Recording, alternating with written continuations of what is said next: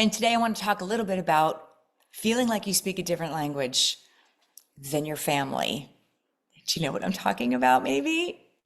Look, I can tell you something. Most of my immediate family cannot tell you what I do.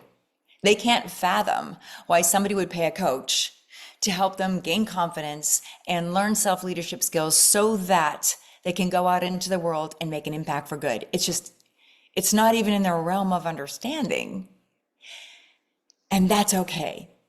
Like, I know it can be really tempting to try to teach family members what you know. You can make their lives better. You can help them over limiting beliefs. You can help them get in touch with their feelings so that you can have a richer relationship with them. If this is sounding a little familiar, then I'm glad that I'm doing this message today. Thing is, sometimes the best thing that you can do for your own sake is to accept who they are and who they're not. I know, right? So one of my favorite podcasts is the Mel Robbins podcast. If you aren't already listening, check it out. You'll love it. It's a very popular podcast. It's Mel, M-E-L, Robbins, Robbins. It's great. So in one of her more recent shows, she shared a series of stories about her going home to her childhood home.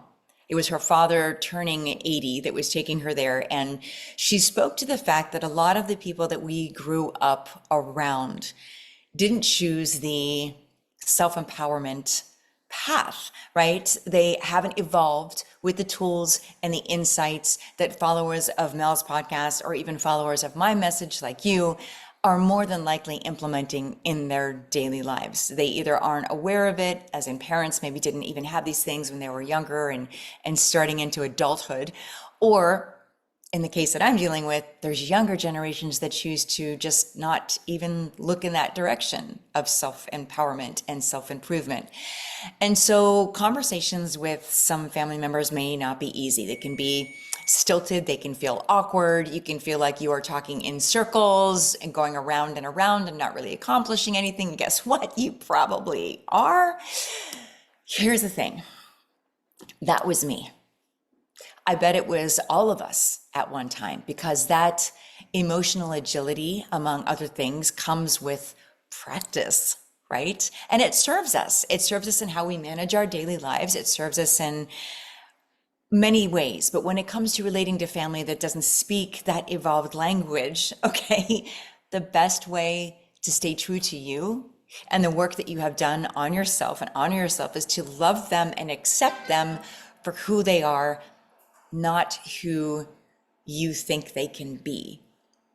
This goes for parents, like in Mel's story, but it also goes for the younger generations. And I'm sharing this because, gosh, right now I am doing everything I can to curb myself and keep from preaching to a younger member of the family. Just love them for who they are. So enjoy the time together, the conversations, because if there's one thing that I have learned at the ripe old age of mid-50s is that not one more day is guaranteed with anyone. So trust that people do the best they can with what they have. And here's what I found. The truer that I am to me, and I place no expectations of change on others, but I just appreciate them, love them, accept them for where they are. That's the best I can do. And knowing that I'm doing the best that I can do, I feel better at the end of those conversations. I have peace about it. And guess what else I noticed? The inflammatory conversations, and you know what I mean. There's always one member of the family that likes to kind of stoke the fire, right? And get you fired up. Those conversations happen a lot less, or maybe I'm just letting the match burn out.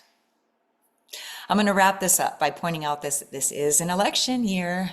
So what a great thing, perhaps, to consider this way of thinking about family members to people that are outside of the family as well. It's just food for thought. Have a great Sunday.